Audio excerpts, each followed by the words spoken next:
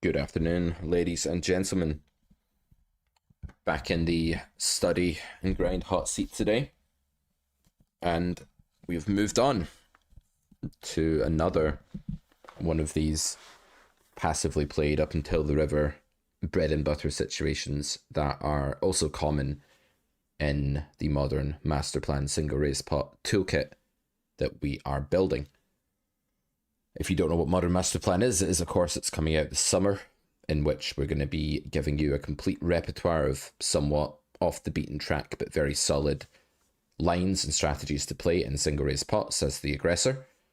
And these are a huge part of your win rate, and that's why we're studying them exhaustively in these streams, so I can get good enough to build the PowerPoints, to record the videos, and so on and so on.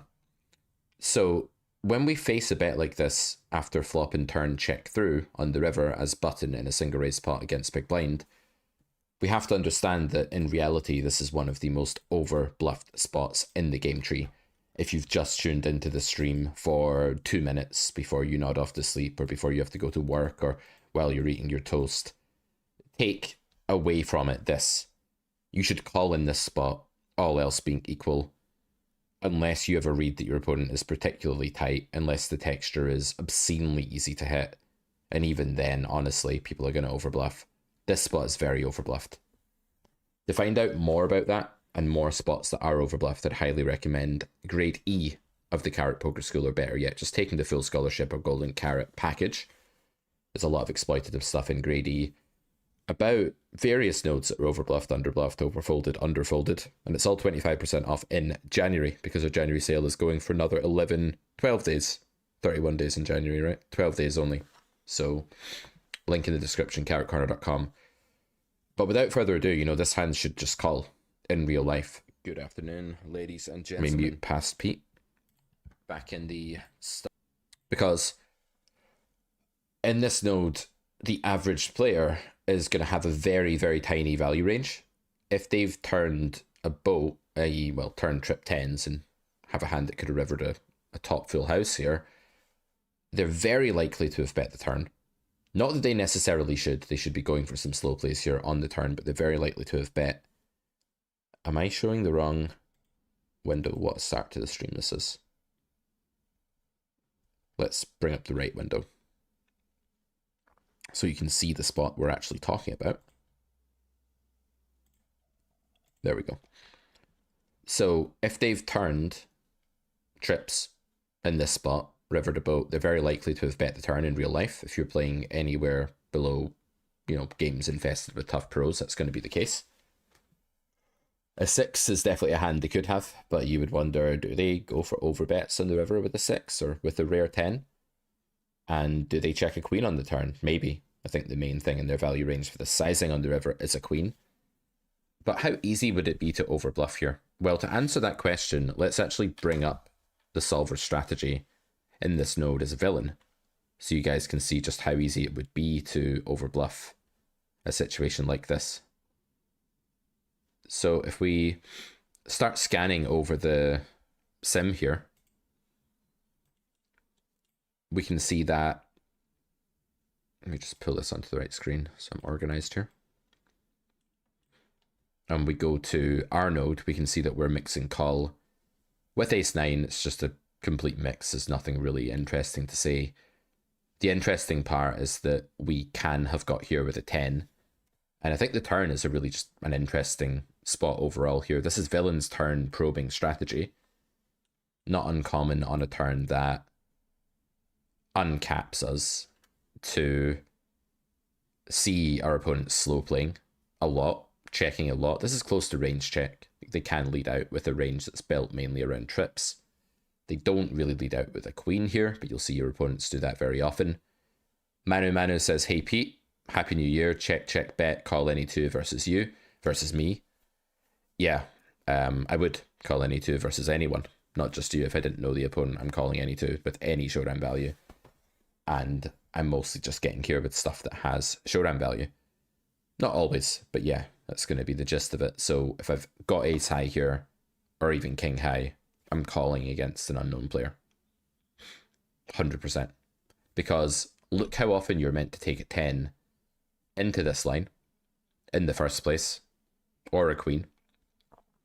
And if you do get to the river with air, look how frequently you're supposed to give up said air. Just hover over some low card combos like 8-5 or 7-5 or 7-4. You're just never meant to bluff these hands. What are you meant to bluff with? Just trace frequencies of certain combos. Can we find some good examples of these? Can we find some patterns? Not really. It's just like you've got 7-3. You have the unblocker of the 3 in your hand. You can now bluff half the time at 0 EV. You can still give up. This is a hyper disadvantageous node, especially on this run out where ace high is thriving for the big blind. So just look how egregiously easy it is to overbluff here as big blind. This is why there's almost no human in the world that doesn't overbluff here. Humans either never bluff this node, which is some nitty players that just don't think you're going to fold, or they dramatically overbluff this node. And there's enough of the latter camp that you just call. So you might think, well, what's the point of this study stream? Like, why are we looking at this node? Well, one is to teach you that you should call in this node. And we cover MDA in the course as well. But secondly, we want to know what hands are actually bluff catchers so that we can understand where to call. So if we look again at Villain's bluffing range here, they don't bluff with anything worse than Jack High. Jack 9 or Jack 8 is the highest showdown value hand that they mix bluff with. And if we look at what happens when they B75, for that reason, we can mix call with King High. King High is just about as indifferent as Ace High. It's the same combo. It does a bit more raising. Okay, fair enough. But it's the same hand when it comes to bluff catching. So you need to know that King High is a bluff catcher here. And if we go a bit further down, and we look at a hand like Jack 9, that's the first hand where calling becomes significantly minus EV. Okay, the king deuce is bad. That's because the deuce and the 3 are going to block the unblocker hands to most of our range that the opponent's bluffing with. It's not really a big deal. But it's not until we get down to Jack 9 that we actually blunder by not folding. You know, all these hands, 9s, 8s, 7s, ace high, king high, they're all the same. And you should treat them all the same. One of the things you might be doing wrong in this spot is you might be getting to this river, 3-tabling lazily, you don't know your grade E well enough, you've not done enough carrot corner content, shame on you, and you fold here with king high because you see king high is there. You don't make the connection that king high beats the bluffing range and that this is overbluffed. You should be calling with king 5 here, just pure. No question about it. You should just be calling with queen 5, but with king 5. When you're finding the raises, this is another pretty interesting situation. What do you raise in a spot like this for value on the river? Well, if villain's building their leading range for this sizing, the common sizing around a queen and a little bit of a 6, and maybe some 10x too, it would follow from that that you're raising a 10 and probably also a 6, I would imagine. Let's just verify that a 6 is strong enough to raise here. It's actually indifferent. A 10 must raise, you've got a big raise, a small raise, and a 6 is largely an indifferent raise. And when you're bluffing, there'll be some combos here that the solver likes. Can we locate them? A bit of 5-4, just indifferent, wants to have a king in its hand, makes a ton of sense because a king is not going to block any bluffs, so something like king 5, king 4. These are indifferent, and then the more bluffs you block when you've got 2 low cards and you're blocking like maximum numbers of bluffs like this, you're typically not going to be raising Jack 8, Jack 9, not raising with the king. So if you want to turn a hand into a bluff here, you can actually take a hand in theory that has showdown value, the king, you can raise with it and claim that you have a 10 or a 6, and you can make your opponent mix fold with a queen. That's what's happening here. In real life, if your opponent's waited all the way to the river to bet with a queen, they're probably not going to fold that queen, and raising this spot with king 5 in real life is absolute dog shit. It's a truly abominable play. And instead, you should just call and print money with king high.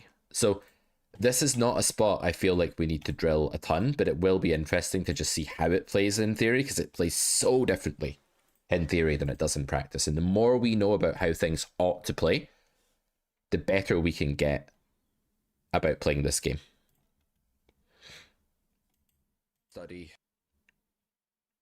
1 second, guys. I'm just going to go to the video here so I can keep an eye on views, etc.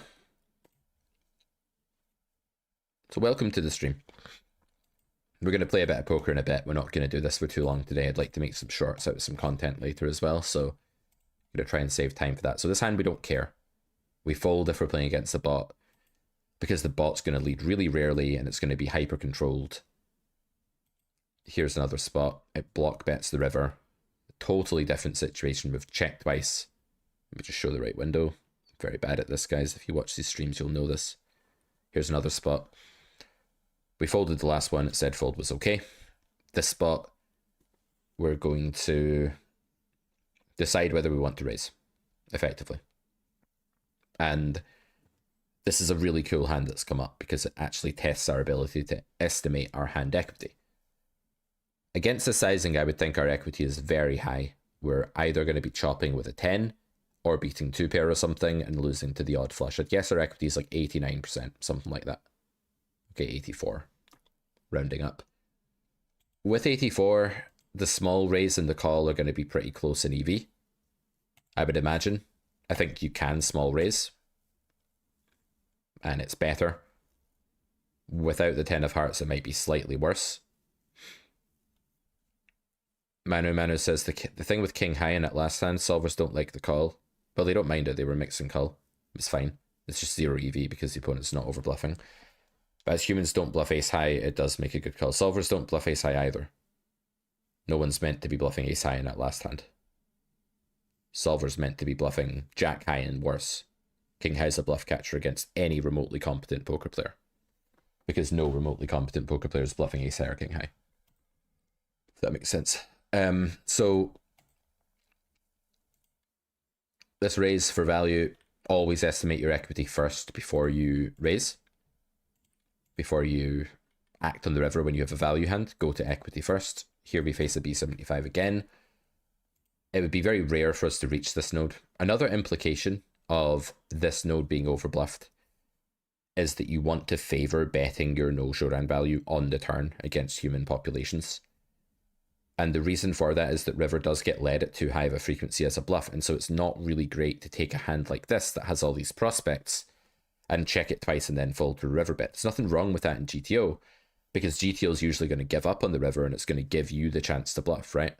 At a very high frequency. But a human's going to overlead the river. They will just give up sometimes, but they'll also overlead the river, meaning lead too often, and that puts a hand like this in a kind of gross spot. But if I got to this spot with this hand, I would just raise. And the reason is that I unblock, well, the secondary reason against the human is that I unblock the hands they're actually bluffing with, because they would lead with spades on the turn usually, not the river. So in this node, I unblock their actual air, which is hearts and diamonds. I do block some 6-7, but it's not a huge deal. I also block a bunch of bluffs with this hand too. Well, some bluffs, less with the spades, as I said. But the reason I'd raise against the human here, the solver may not want to raise this hand ever. It might be super picky. It's against a very selective range. So when I press this button, it's probably going to tell me, like, no, you shouldn't raise, right? You should always fold. But it's not that bad to raise if you look at the EV. It's only microscopically losing. And so as soon as we stipulate the villain's over bluffing, we probably do want to make that small raise now. And it feels really stupid when you just run into an 8 and get called. But for the amount of times the villain just has queen high here and is over bluffing, you probably still want to raise if you did get here with this hand. But it might be better at 25 and L, for example, to just adopt a policy of just delayed c-betting the turn, like in episode 2 of Modern Master Plan, and just not bothering, episode 3, sorry, and just not bothering with this, getting to this spot with this hand, especially one that can value bet so many rivers, right, after you bet turn. Pocket sevens, I have a bluff catcher. Villain is not bluffing 8s or higher here. I have a bad bluff catcher. This is a messy board. It's quite easy to hit. That said, it's also easy to miss, and it's a good board for us if you look at our range equity here. Oh, after the bet, it's only 36%, of course, because the solver's behaved itself. But if you could look at this before the bet, it's a very favorable board where villain has to be very behaved. So against the human, I would still just call with 7s. The solver might fold this hand, pure, because of the blockers of the hand. Okay, it does actually mix a bit of call. But against the human, I would always call the hand. Because I'm not worried about my opponent value betting thinly with a 10 or even a jack for this sizing. Villain's going to have 2-pair plus or an ace. And that's going to be it. And for every combo of an ace they have, they're going to get here with king 6 or king 7 or queen 4 or 8-7 or, you know, whatever. Or 9-4 suited. So I would call 7s on this node against an unknown because it's just a wildly overbluff spot. So if you want to exploit me here, don't bluff this spot. Just value bet. And if you want to exploit a good reg here, don't bluff this spot. Just value bet. Because there's no good reg that's checking back twice that knows what's going on in population data to just fold. That's pretty rare. They're usually going to attack you or call you in this node because they know it's overbluffed. Queen 9 facing overbet here. Don't be too deterred by the overbet. This is still be very overbluffed against the human. In fact, this is the mark of a reg. When somebody picks this sizing, this B150, in real life, you can already infer that they are not a recreational player, that they're not some passive nit, they're probably some battling reg. And the most likely thing for them to be doing here is that they're overbluffing. Because again, what are they overbetting for value with? A king? Maybe if they're good enough to realize a king is now worth an overbet on this action sequence. A lot of them aren't. So they might just be value betting here with 2-pair plus. And if that's the case, the bluffs in their range are going to absolutely dwarf the value bets very, very quickly. The correct ratio of bluffs to value here is one that allows you to win at your pot odds % frequency. And to call the B150, you're looking at needing 37.5%, I believe. So villain can only bluff just under 40% of the time here. If they're bluffing half the time here, they're wildly overbluffing. And I think regs are probably bluffing 60% of the time on this node or something. So I'm pressing call against human. Against the solver, I don't know. I have to weigh up my blockers. I do block 2-pair plus. That's a decent thing for this sizing. I like the 9 a lot. I think it's still probably mostly call, if not pure call. But against the human, that's going to swing to just always being a call.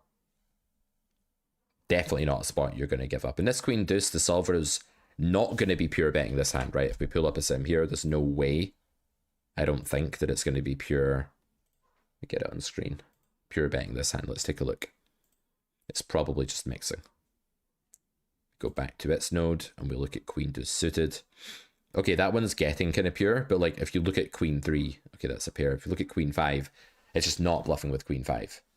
Or queen 6 or queen 7. So you can just see how volatile it is and how easy it is to overbluff these nodes where big blind is meant to be incredibly behaved. It's very eye-opening stuff when you get your head around this.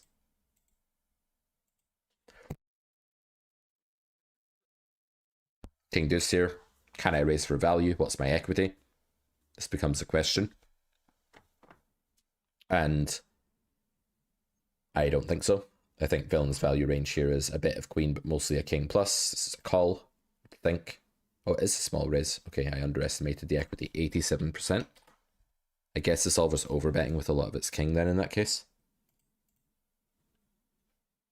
Let's see. Yeah, every single king is an overbet, right? So against the human, it's not clear that that's a good raise. Every single B75 is a queen against the solver. These are the kinds of things where when your intuition is different from the sim, and you're relatively experienced, there's probably a good reason for it.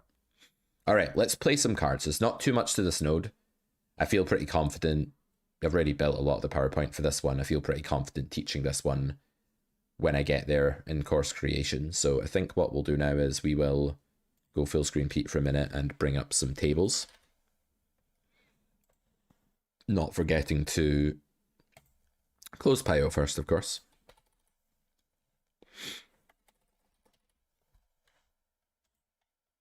If you like the way I teach the game, think about the game. There's tons of professional content by me over at Carrot Corner. This month, you are saving 25%. I do want to make you aware of that because everything's full price for a while from February onwards.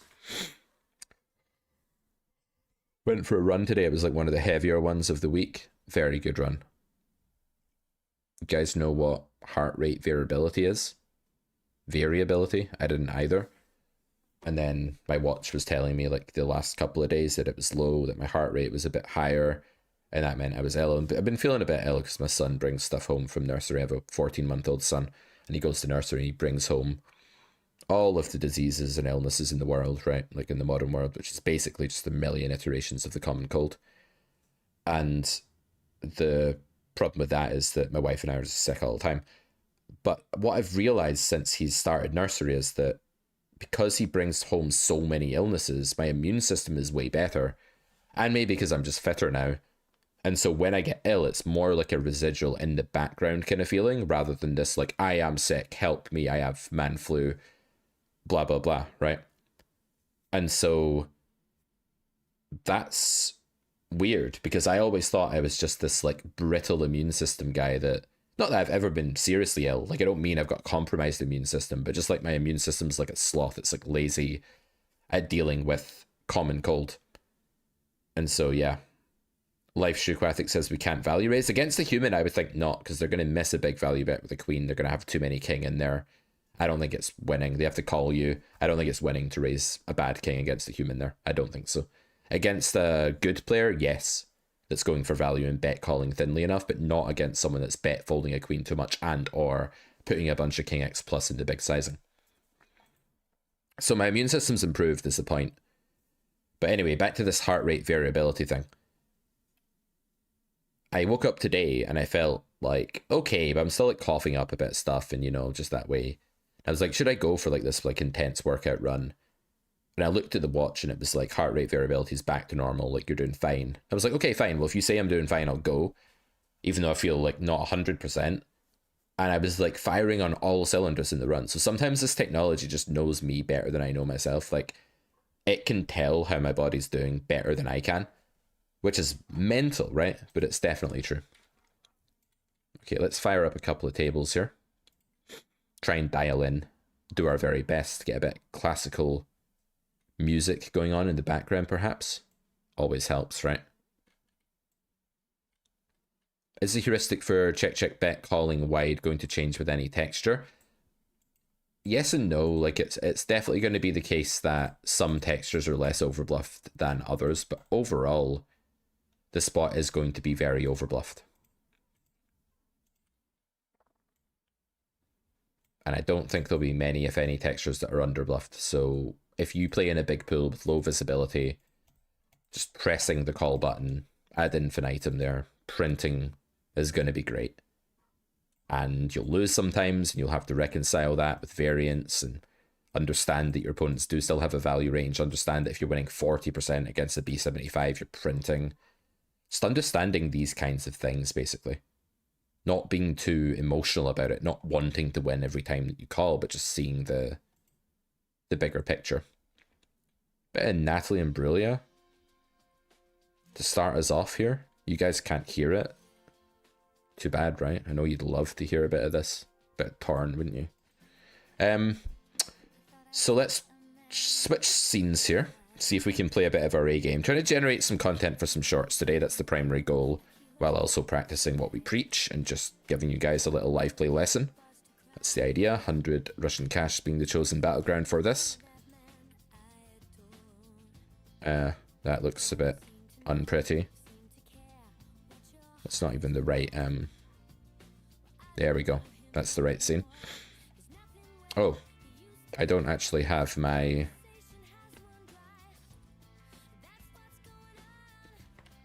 RNG. Gonna grab that. You are brittle and weak, says Slam. Never forget that.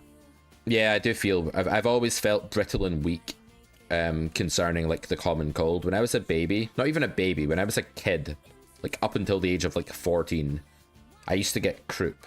Like, a lot. Like, waking up in the night every time I had a cold. Like, coughing shit up. Both my parents smoked. And both of my step-parents, when my parents broke up, smoked. So I grew up in 2 houses containing 4 smokers, and me and my sister and one of them. And I don't know, I just always felt like my chest never stood a chance. It was like poisoned by smoke. Firstly, that of all of my parents and step-parents, and secondly, that of my own smoking when I was in my 20s. And my breathing and just general chest health is so good now. Like, my cardio is really good. Like, I have a VO2 max of like 152 or something. If you know what that means, good for you. I'm nearly 40 as well, right? So I'm not spring chicken. But I never had anything close to that growing up, and I was subjected to all the smoke, and I felt brittle and weak, chest-wise. Always felt like I was diagnosed with asthma, but I don't know if it even was asthma or whether it was circumstantial, because now it's just like, I don't know, man. Just being healthy, I just undervalued being healthy. I've talked about this in videos before. I undervalued it for like most of my adult life and childhood. I was healthy as a child because, like, I guess I just played outside and played football and did what millennial children did, not what Gen Z children do. Just like sit inside and cry. You know it's true, Gen Zs. Don't even try and argue with me. That's what you're doing right now.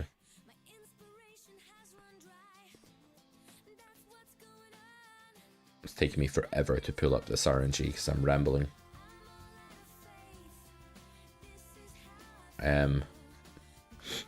Is that good? No, not really. Let's hide this guest thing because it's not really helping us, is it? Not really helping us. Here's a random number to look at instead. The number 2. If anyone guesses the next number, they win a free grade 1 of the Carrot Poker Skill. Guess the next number between 1 and 100 as I press this. We'll see if anybody guesses it. There is a delay, so start guessing now. You have another 30 seconds to guess this number, 1 guess each. If you get it right, you get free grade 1 Carrot Poker Skill. Free. On the house. How about that? Just for the sheer hell of it. If you're watching 3 things at once, like you're watching this and a survival show, the guy cooking a moose at the same time, let me be nice and loud for you, you can win a free course right now if you guess a number between 1 and... No, sorry, it's not 1 and 100, it's 0 and 99. You have to guess a number between 0 and 99. This thing only displays 2 digits. It's very primitivo in that respect. I'll give you another 10 seconds to guess the number. 10, 9, 8, 7, 6, 5, 4, 3, 2, 1, 0. Time is up. Let's see what it is. It's 28. Did anyone guess 28 in time? We shall see when the guesses come in. We shall see. Anyway, let's play in the meantime.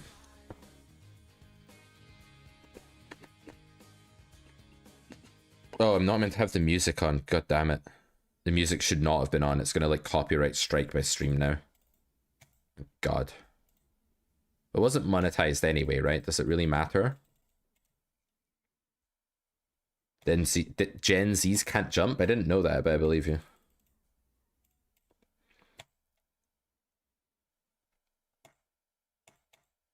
Alright, 3-bet jacks.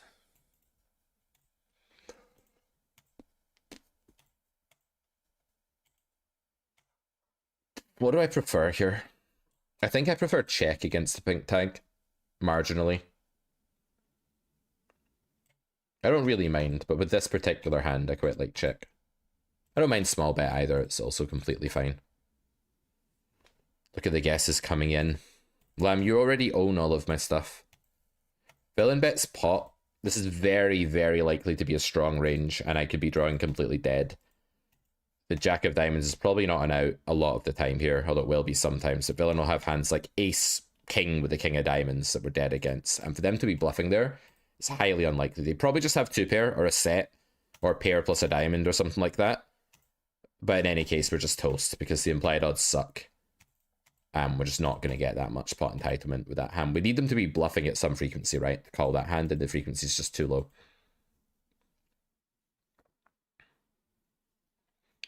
Okay, HP Survivor, you're definitely disqualified. Even if your first guess was right, you wouldn't have won it. You get 1 guess. Come on, man. 1 guess only. Got a pot here with queens. Gonna play pot check in this spot, as you guys have seen. Ace-X of spades is heavily in villain's range. This spot will be very overfolded by 10s and 9s. I'm gonna check and look for the snap river check. And if we get it, we're going to bet. And if we don't, we're probably going to check. And with the Queen of Spades here, there's no way we can bluff catch a pot. This guy is playing like an absolute mentalist, though. He's saying he has ace jack or jacks now. I don't know if just an ace is going to bet this sizing. And he's just been aggressive before. I'm going to call, because I think this player could well be overbluffing. But usually that would be a fold. But because I've seen 2 instances now of this guy just potting, it now becomes highly likely that he's just potting everything. So even though my hand blocks, you know, king, queen of spades and stuff like that, I just don't see enough of a value range for my opponent.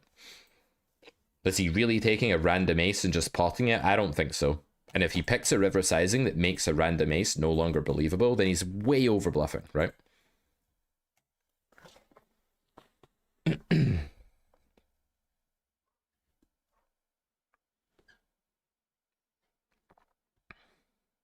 Guessing no one got it then? Do we have a mod here that can help me? I don't think anyone got it. Playing B200 check here on the right. And this is just, I don't know what the sizing is. This is an absolute joke of a sizing. Is that a set, guys? That's a set. Playing B50 check here. These players are generally not very aggressive. I'm just going to raise my set. Like this sizing pre this flag, generally not the most aggressive in the world. I think 9s is just a showdown. And we could jam here. King X of hearts, etc. I don't think we need to.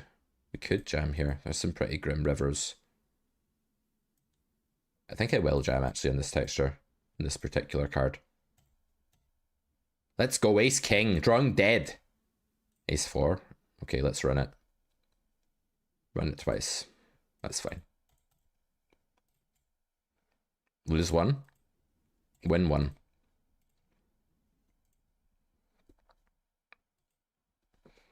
I like jam there because there's so many medium to high equity hands in the opponent's range, and they're so unlikely to fold aces, ace, king, king, queen, king X of hearts. I think jam is just the best sizing. I think it's also a thing in theory.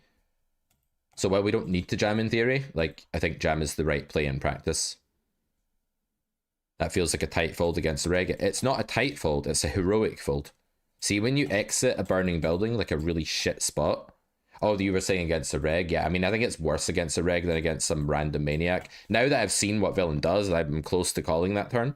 Now that I've seen the next hand we played against him, right? Okay, this hand can value bet for B200 just, I think. It's one of the weaker hands that we can value bet here, but we definitely can. Big card, low card's going to have a frequency in our 3-bet range here. We will do it this time. This guy has a 3 VPIP, but it's only over 36 hands. Still slightly concerning. But yeah, some tight folds that you look at and you think, is this too tight? If you ever find yourself saying, is this too tight when you're considering an exploit fold, you should definitely fold. Definitely. Because that's your brain telling you that a hand that is normally better than this is actually shit. Your brain is an absolute sicko. And what it wants to do is destroy you. It wants to ruin you. It wants you to punt off all your money because it doesn't like folding hands that are promising looking things. It doesn't like folding golden tickets. It doesn't like folding winning scratch cards. Your brain's an idiot. Don't listen to it. Just fold when you think it's like, oh no, this spot might be bad. This spot might be worse than it looks. Just fold. Seriously. Were you talking about Jaldor, man? That was a winning heroic call. Come on. Fold. I hope you don't mean in general against check backs. It's the most overbluff line in the world. Hope you don't mean in general. Maybe you mean in that spot. Oh, I bet flop. Did I bet flop? Yeah, I potted flop in that hand. Yeah, you're not talking about that hand. Brown tag. That's exactly what you would think it is, guys. The brown tag.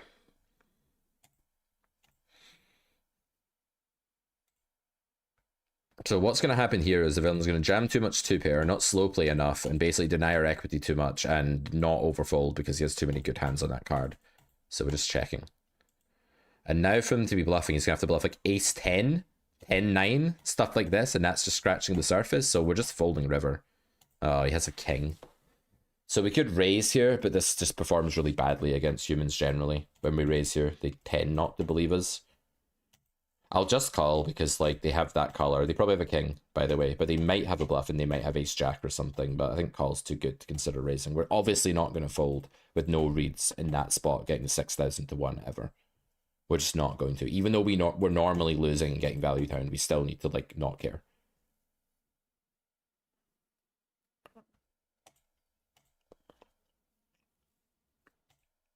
I think no one got it, guys, right? If there's a mod out there or someone that can act as a mod. Matthew Jabrin was the first with the 28. Yeah, but you probably saw it, right? Can we have a timestamp verification there? The game wasn't type 28 like as soon as the numbers revealed. That wasn't the game.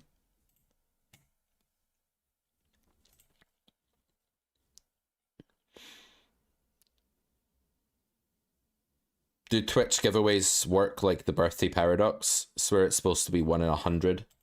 What's the birthday paradox again? This hand can go either way in this spot. I'm going to fold because my hand is so bad on that specific texture and I'm likely to face more aggression from that flag. What is the birthday paradox? This hand can definitely do some amount of potting. I'm playing pot check here in this node. Blind versus blind. I dial it down a little bit. I don't use 2x pot check, blind versus blind. The course for that's coming out in 2032, by the way. What's the birthday paradox? It's not the surprise test paradox. It's about like how many people have the same birthday. Me and my ex-girlfriend when I was like 21, 22, 23, 24, like that era of my life, had exactly the same birthday, day, month, and year. So we would say, when is our birthday this year? What day is our birthday on this year? Small blind's kind of recreationally, but not really. I'm just going to let that hand go. I don't think this is good. Akshar was advising me not to do anything in those spots. Going to play 100 check on the ace, I think. I want a pure bet. I don't want a pure bet because it's kind of overfolded. It's not like check is also really good here. I don't think this is a pure bet. I think this is like very, very close against human. Especially as we're earlier position, we'll check more, right? Because it's more blood from a stone. If you get raised in that spot, by the way, good luck to you. If villain raises your pot size bet on an ace turn, you need to start seeing your aces like dead very often against the spill. It's just not intuitive to bluff that spot.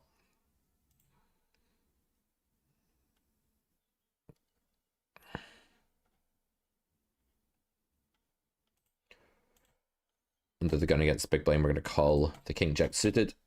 Pure. I don't know if you can 4-bet. Can you 4-bet that spot? I think the hand's a bit too good as a call to be mixing 4-bet. I could be wrong. And I'm not playing any raises against half pot and 10, 10, 7. An easy call, but I'll take my time a bit. And 5-4, I'm going to let this go just because we're in a hand here. You can go either way with this. It's okay to feel, I mean, it's yeah, like the SPR is not really right for the hand. See if we would have made a flush. So turn, we're going to be calling again. I don't think jam is right here. Like, nut flush can bet call off against us, I think. Maybe it won't. I think call is just best here. Humans are probably going to underbluff river. We have a really winning jam when check too. We're meant to have a really winning jam when check too anyway. I don't actually see how we lose here. I don't think both should be in this range at all. Just nut flush, right? Ace 4, ace 5, ace queen, ace 9, and spades, something like that. I think just one sizing in this spot. Just shove boats and flushes. Hope villain can't fold queens. That's the name of the game here.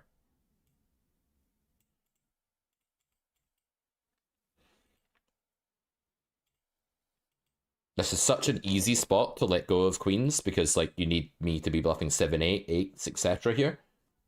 Most people can't do that. And even if I can do that, do I really start to catch up in combos at all with all of the combos of just flush plus? It's quite a lot. It's a good fold by villain here, probably. Well, I mean, we did have it this time, but it's a very good fold in that spot. It's a very underbluff spot when the in-position player calls multiple times and everything gets there. Poker's now asking the in-position player to just jam everything that missed and then some. Even turn some formally showdown value stuff like I was listing there into bluffs. Hands that win sometimes at showdown, you need to say meh to that. I don't want the showdown value. I'm going to play pot check here as well on king 10-5. And I'm going to mix small raise and call here. But mostly just call. Overwhelming majority call, but mixing some small raise with hands like this, especially like king 4 hearts. And I'll be reopening big on turn. Or not at all. King 4 is blocking quite a lot of the most commonly existent bluffs pre-flop here. I think this is a pure calling position. This spot, I would guess, is overbluffed. Villain sizing is already marking them as someone that can bluff. This river is dreadful for range, and again, it's going to ask Villain to bluff very wide. Almost anything with no showdown value now becomes a bluff. We actually block the more likely bluffs that they're going to find now, like 4-6, but it's not many combos. Shove is a good sizing here, but it does, again, restrict Villain's range. Villain has basically outed himself here as a decent to good reg. So against this sizing, I'm a little bit more inclined to call. There are just so many combos of straights, though. And I can have a bit of ace-queen in this node. I don't really have much at all. This is a very good line for making me overfold. I think my hand does need to call sometimes in theory. But I'm just not sure people are finding enough of the non-gut shot bluffs on turn. But that is... Honestly, I'm very tempted. Yeah, okay. Yeah, we were winning. I'm very tempted against that player because they have just completely outed themselves as someone that's capable of bluffing through that sizing scheme. See, if they just potted the river, I would actually be less inclined to call because they've not outed themselves as just a try-hard reg. My instinct was to call there, but it's just kind of the wrong hand, I think, and on that river. And I'm not sure that even the better regs in this pool are... I should have rolled a bit of cold 4 there, are finding the bluff there. I think king 4 is like probably a pure fold, if not like trace of call in theory. But yeah, there's very much like a yin and yang type thing where Villain's either grossly under bluffing or they're a good reg that's bluffing too much. It's hard to bluff too much in that run out, to be fair. But yeah, that I was tempted against that player type, I'm not gonna lie. Okay, gonna mix everything here. Gonna mix fold at trace and 4-bet at higher trace and call it highest trace.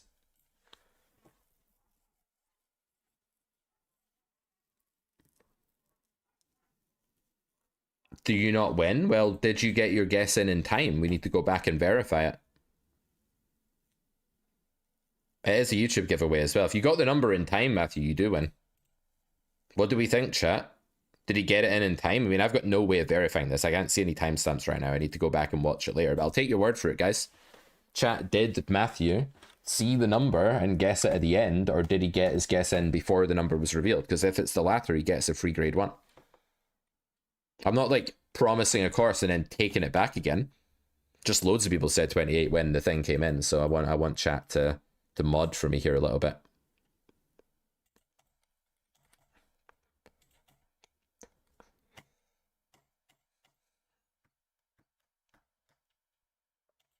I love that though, that thing about pool where like this guy now is playing like a good reg. He's studied solvers, he knows how to play.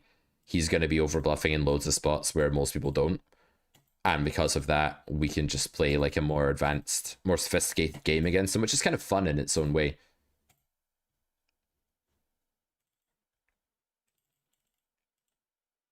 I've taken too long with 4s, I was just slow, but yeah, you can roll.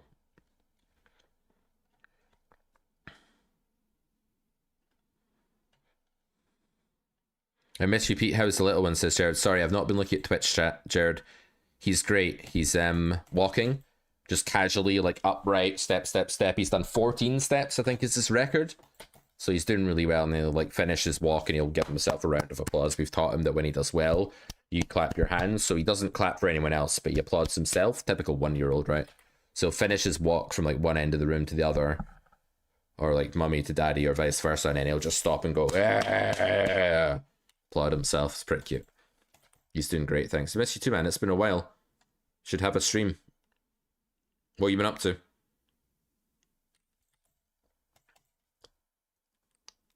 Jalderman, for anyone who doesn't know, is one of our mental game coaches in the Carrot Corner subscription service. Opening King 3 here. We have a recreational player in the big blind, so we always want to take this open. It's really annoying because this guy's range is super weak, but I don't think we can play King 3 of diamonds.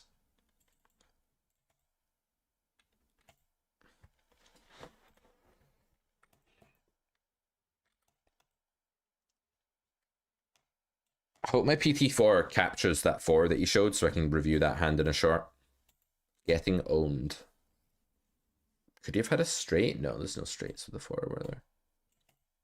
I think we got bluffed, guys.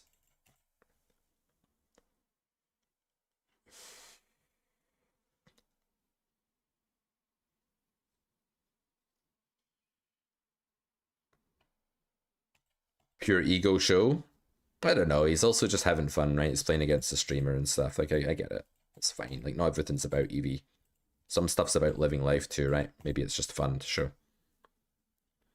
He guessed at the end. Okay, no one wins. Then Lewis has sealed your fate. Lewis says you don't get anything, Matthew. Sorry. Just going for range check here. Like, they should be leading a lot here. This guy should be leading a ton. This guy should be betting a ton. I'll probably get to overrealize. Solver's indifferent on the Matthew line.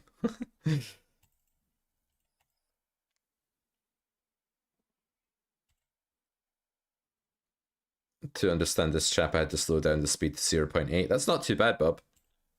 Just it wasn't 0.5. That would have been awkward. Yeah, I have a lot of thoughts. I have a busy brain and a Scottish accent, and that's a lethal combination when you're trying to comprehend stuff, words and things. I'm just going to 3-bet King 10 suited against the recreational. A guilty little pleasure, just building the pot. They're going to under 4-bet, overcall, that kind of thing. And I think just double barrel's good here. I think they call third pot a bit too wide on this flop sometimes. And just playing 2 bets is going to be fine.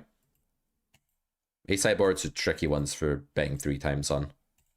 This is a paired board, so we're going for 1 big blind. If it was 9-4 deuce, I would go for twice the pot. Quite extreme change, right? Jim says, oh no, you got rolled with a 4 with pocket 4s and didn't 3-bet. That's the sign from the gogs. I think he means gods. That you flop a set. Yeah, we missed that one. Missed that astrological message. I got 2.5 under the gun with this hand because this guy looks egregiously bad at poker. Let's get greedy. Andy Woo's not letting me away with it.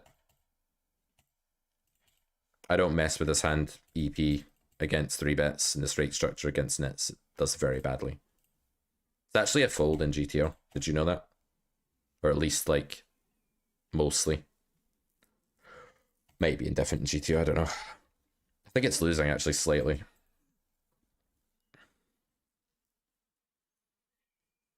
Blah blah says, it's not necessarily bad. This is a great table to mine the 3s, by the way. We're in it to win it here. It's not necessarily bad to show if you're showing manipulate someone to play in a way you might think would be advantageous for your future play. Yeah, depends what side of the exploitative war you're on, right? King 6 is like 3-way indifferent here.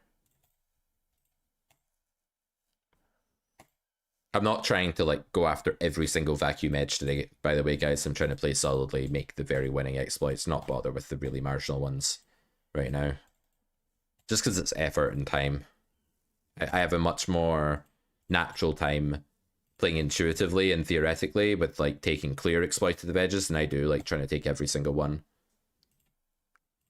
And that just makes for a better stream, I think.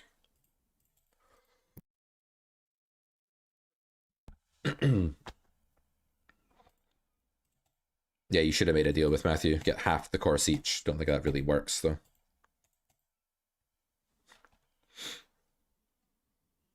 How you doing, Jim H. Poker? Not seen you for a bit. How's life?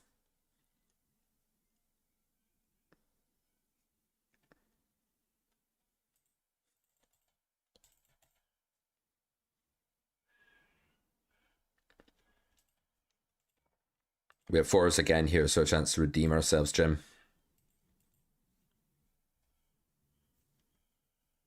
But we're going to stick to our plan of obeying the RNG for decisions we just don't care about. And it told us to play. This is definitely a pure fold.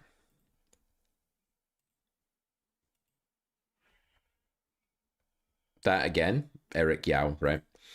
Name sounds extremely reggy. Extremely reggy. Has like 2 names that are capitalized, doesn't have numbers in it, doesn't have like rude references in it. Probably reggy. B75, probably overdoing it for bluffs, but with 4s, very hard to realize properly anyway.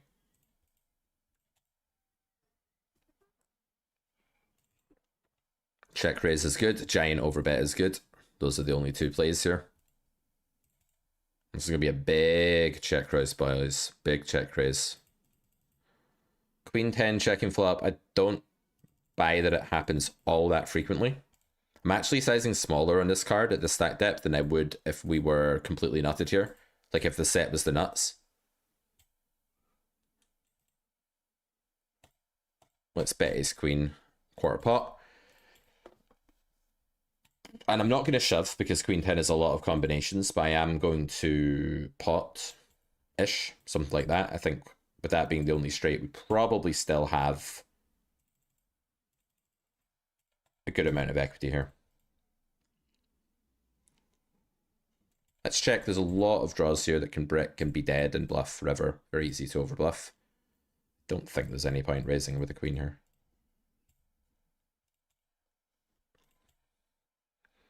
So we've gone big enough here that if we do get shoved on, it takes quite a sicko. Lowercase name, not from a flag that generally makes sick jams here because they know me and they have Jack 10 or something. Shouldn't really bet the turn with Jack 10 anyway. They have mostly two pair here, for sure. King Jack, stuff like that. My sizing's a tad big, actually. They might just have Jacks here and be net rolling a little bit. Maybe I just B75 this river, come to think of it. Because I can have all the queen 10 too, which makes Jacks more likely to be passive. I don't know. Nines shouldn't really check flop. I don't expect to see that too often, but maybe the sizing's slightly overcooked on river. You could convince me this is too big.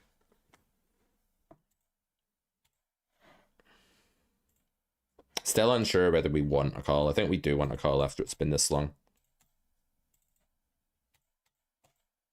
King Jack, yeah, okay. 2x pot or check.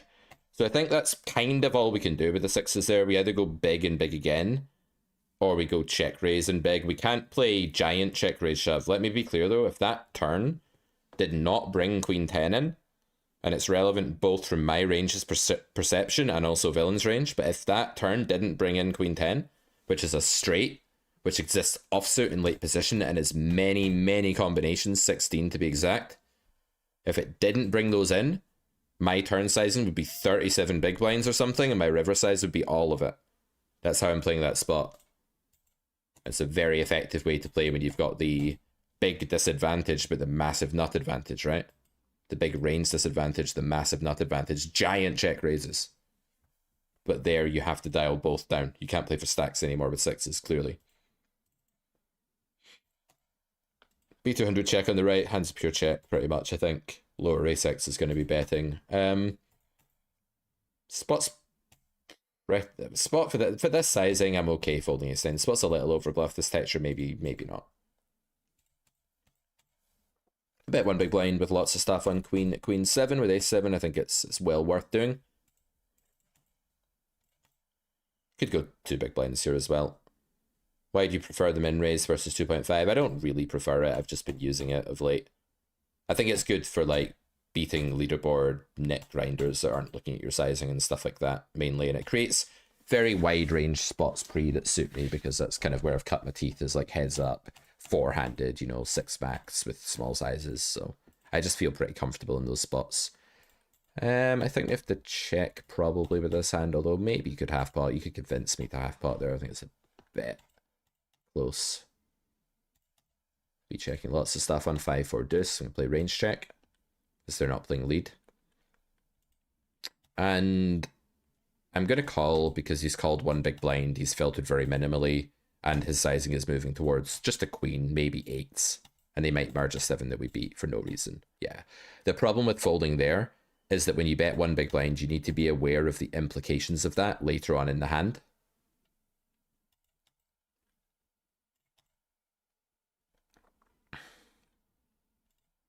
I'm going to 2x pot here with ace of spades in my hand. So this is a bluff. And my idea is I can fold out 7s and a 5 and a 4, queen 4, stuff like this. Still have a bunch of equity. It's probably just a check in theory. Well, it's just a check in theory. The hand's too high up. But with that card in my hand, I'm not going to get raised as often. And it's possible that some Maybe I want to get called by ace-6 of spades actually when I have ace-king. Maybe I bet some other ace-king exploitatively, not that one. It's an exploit anyway. Maybe I don't like it actually. Maybe it's just a bit spewy, a bit far.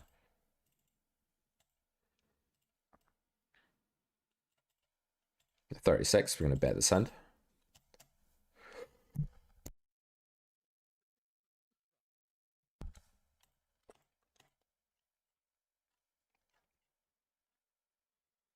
Hello, Twitch. Been neglecting you guys again. Could you explain your open sizes?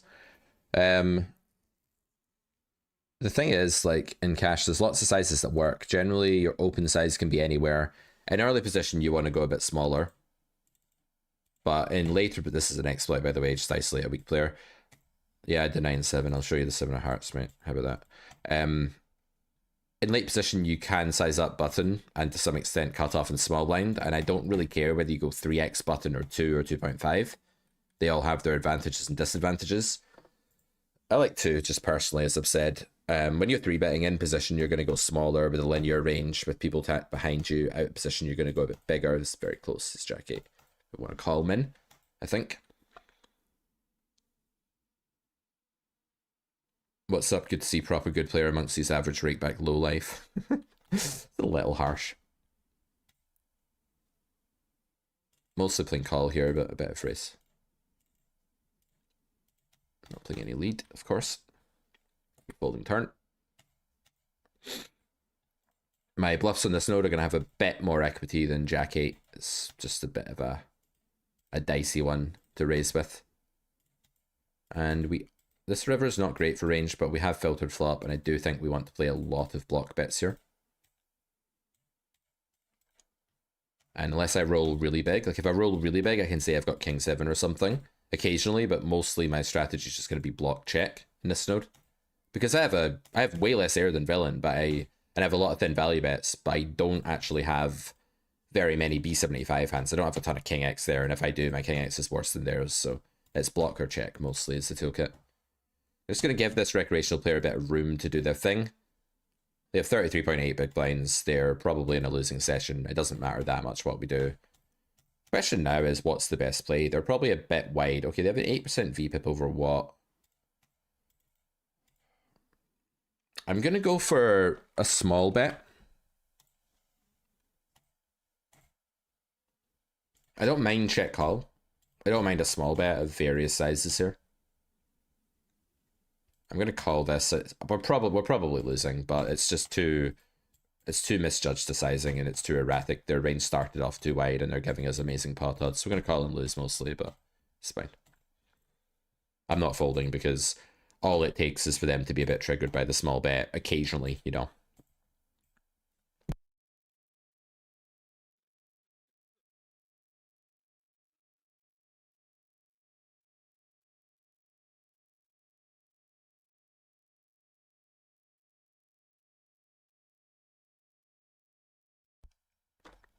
John Doe asks, is finding over or under bluff nodes mostly done through MDA study? It's a shortcut for that, and it's called Carrot Corner, Cash Injection, Grade E, Carrot Poker School. These kinds of things are shortcuts if you want to like start farming your own data. It takes a while, like you can definitely do it, but it takes a while. I'm going to 4-bet ace queen here.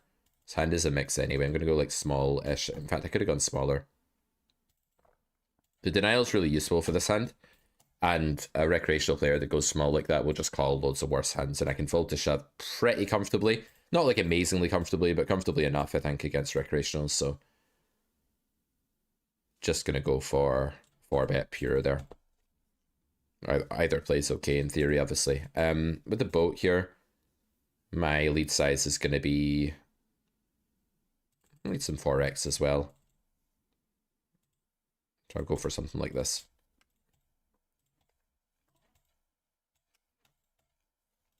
I'm leaning towards just betting river against UK because they're just going to have an ace a lot, and they're going to think it's an overbluff spot if I just pot river probably against me. So I'm just going to go bet.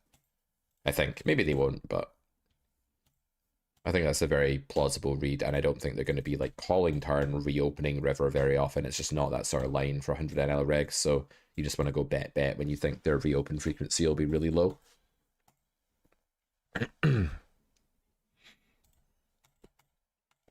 Hope you guys are enjoying the stream. I'm going to go in about 20 minutes and start making some shorts out of this to wrap up my working day. We've already got a few hands that I think fit the bill nicely. Check fold to flop here against the Brazilian with no problem, just doing that. And I will ISO small here in the hope I get this player to myself. I think we can bet here, or not.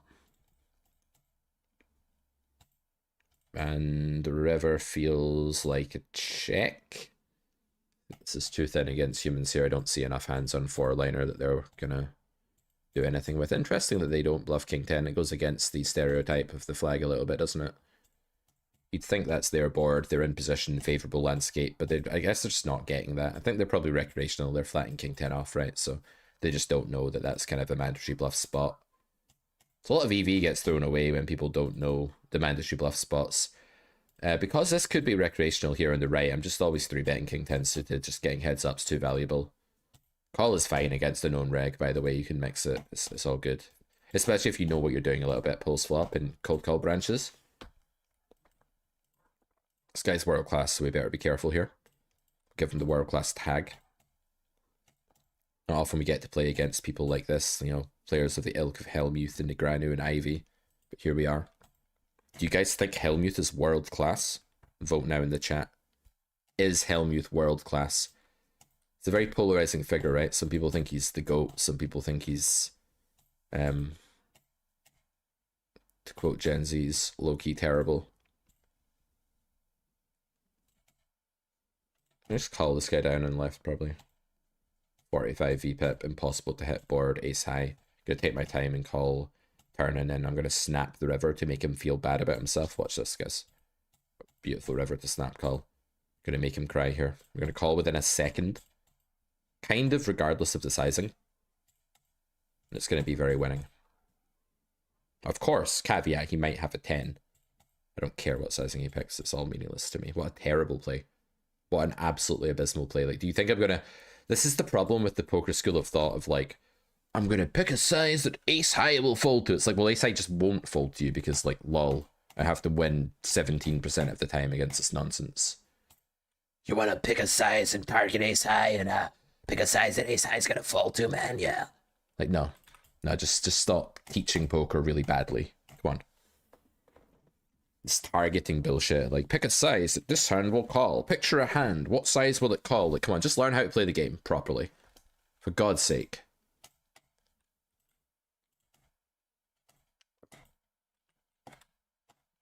Everything's 25% off at Carrot Corner right now, so if you like the way I teach the game and you've finished watching the stream, check out all of the premium content I've recorded over the last few years. There's a lot of it.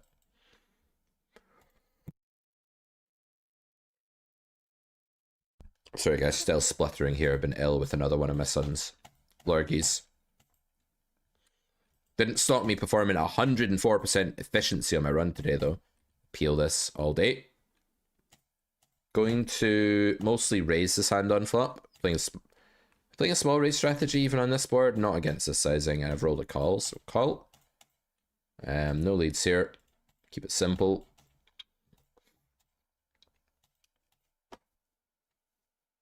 I don't think there'll be enough bluff here.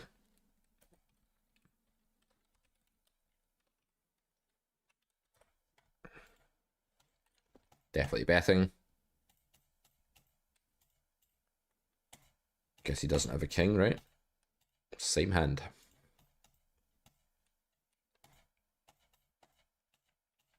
Wonder if my hand's a good all-in. Get him off chops. Block a flush. Just kidding. All-in's a bit rich. Look at this dude. GG poker t-shirt.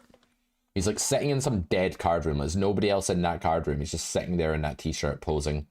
26 big blinds at 100 NL. This is these are the people that are like the pros. GG t-shirt, 26 blinds at 100 NL.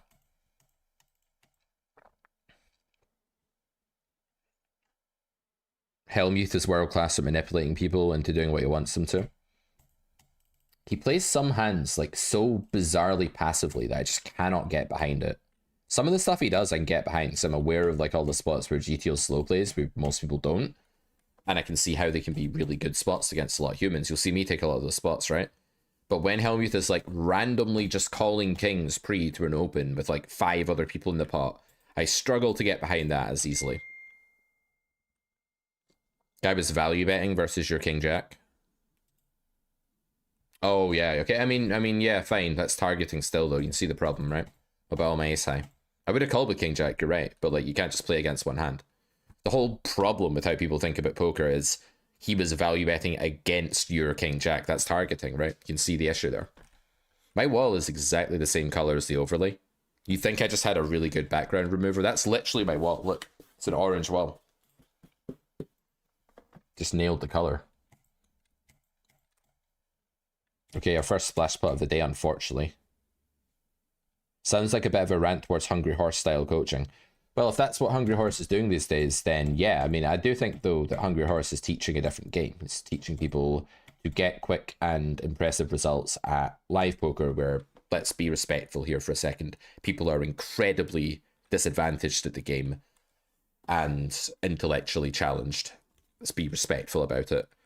And yeah, that's your average opponent. It's a recreational live player. They've not studied the game. They don't know what they're doing. They've not got any theoretical knowledge. They're just playing like the herd.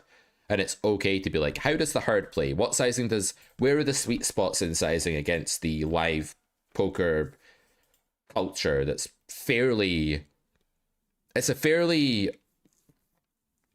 homogenous culture, right? And that, like, when you encounter like a live recreational player at 2-5, they're probably likely to fall within a certain player type that's going to react in a certain way, and if they didn't, you would know about it very quickly and you would treat them differently, right? So maybe you can do that. The problem with that type of thinking is it completely neglects the theory of the game to a point where it's just like you're going to bash your head off the ceiling. I'm not trying to attack anybody here. I'm just saying that that type of teaching isn't how you build really successful, good poker players. It's maybe how you build people who have a formula for printing against the live, semi-scared money, kind of in over their head 2-5 player. Yeah, sure. But it's not how you should teach the game if you want to build someone up from the beginning, right? From the start of their career. Nearly started selling someone else's course there. Oops. If you know what I'm talking about, gold medal, because that wasn't obvious. I think we're 3-way indifferent here, probably. It's brown tag. I'm not 4-betting. It's I'll just fold. 23 VPIP. Yeah, probably 3-way indifferent. In theory. I think King 7 starts to be a pure continue, if I'm not mistaken. No, I know you're joking. Just KUK. Well, some people don't know. Some people aren't joking when they say that, so I guess I don't know, I should say. How much different is the opening range? 2 big blinds to normal 2.2, 2.5? Not that different. Different enough that like the hands change and you can lose a little bit of EV if you're not careful. The pre-flop's a bit different.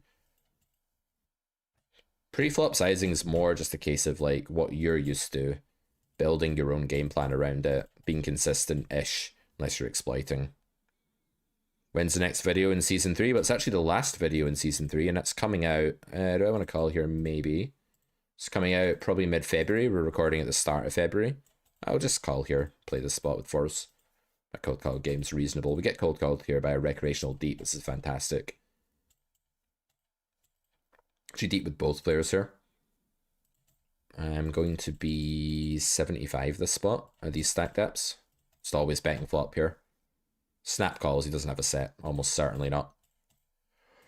Gonna pure bet this hand and try and end it because I'm playing over here.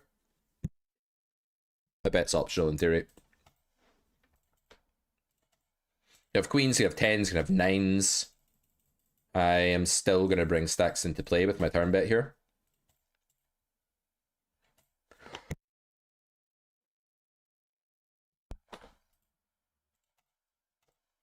This is maybe bad, actually. Yeah, I don't like this. This player on the button. And these in the blinds. I don't like this. It's just full pre. I like this, though.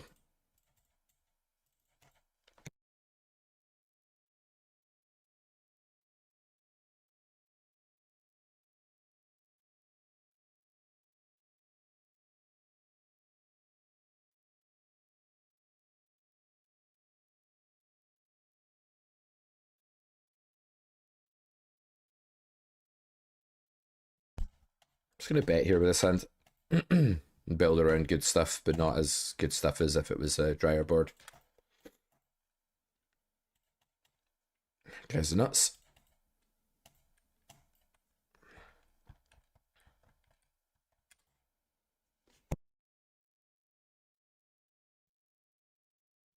All right, 5 minutes, guys, and then I need to go get coffee. Turn the heating back on here. I'm gonna freezing my ass off here, sitting in this chair without the heating on. Don't know who this is. I'm just gonna 3-bet, make it a bit smaller. Try and play a pot with ace 10 off, late position.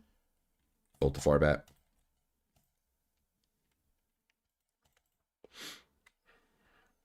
You can see that my thought process pretty much always starts with what the case is in theory, and then I go from there.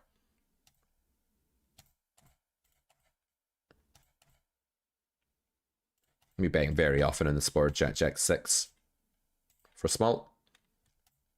This is not one of my B100 check blind versus blind spots. Make it straight here, and guy just leads for huge. I'm just going to raise. The range is very, very strong here. And I do think if this player has 2-pair plus, they're very likely to just come along anyway. It's very obvious I have a good hand here, but I don't really care because I think this range is recreational and too strong, and I think this range is not going to respect this enough. It just snap calls. Jack 10, 10, 7. Jack X of clubs. Pocket 7s. Jack 10 off shouldn't be in there. There's only a 1 combo of Jack 10. I'm just going to bet here.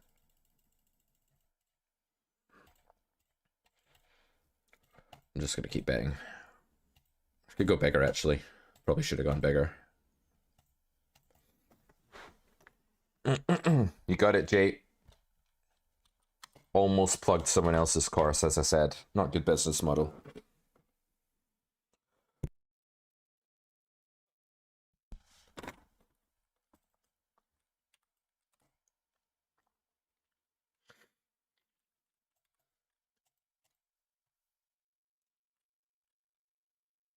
Should make a grade 0 of the Carrot Poker School? Nah, probably not. Should I? Probably not. So Modern Master Plan's like this big, giant, geeky, fully complete, holds your hand and tells you exactly what's going on in single raise pots and how you can play them to surprise opponents course. Then I'm thinking about another course after that. That's along, let me peel this, I think I will. Which is along the lines of just crush low stakes. Like, do it quickly, do it easily. Don't mess about. I go bet 3-bet, or do I want to go check raise? I think I want to go check raise. I think it's a better exploit. And I think I'll just block here. There's just too many ace-x I'm getting called by. It's too juicy to get value denial in this spot. Just easily the best play. And I think B17 or something is good for river. And obviously going to just pot turn here, right? Happy days. Easy game, guys. Easy game. This will get through as well, mostly. Probably 70%.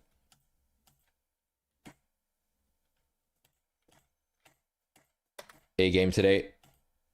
Relaxed mood. Being cold helps, apparently. Running good helps as well. I always play better when I'm running good.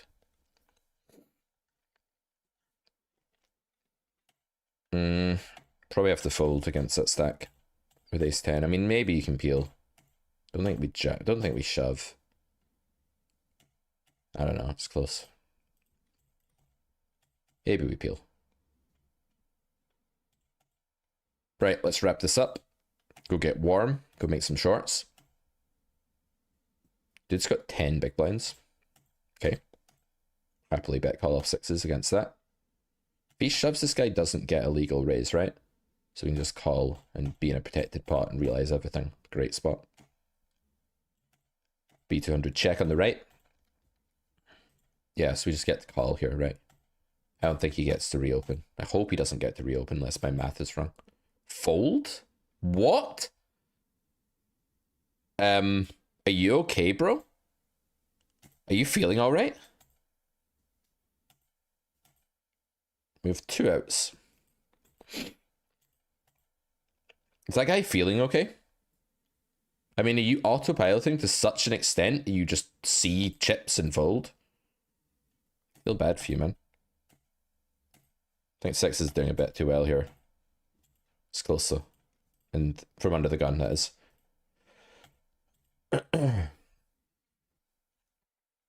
Alright guys, want to keep watching me? Well, carrotcorner.com is the place. There are hundreds of hours of footage on there.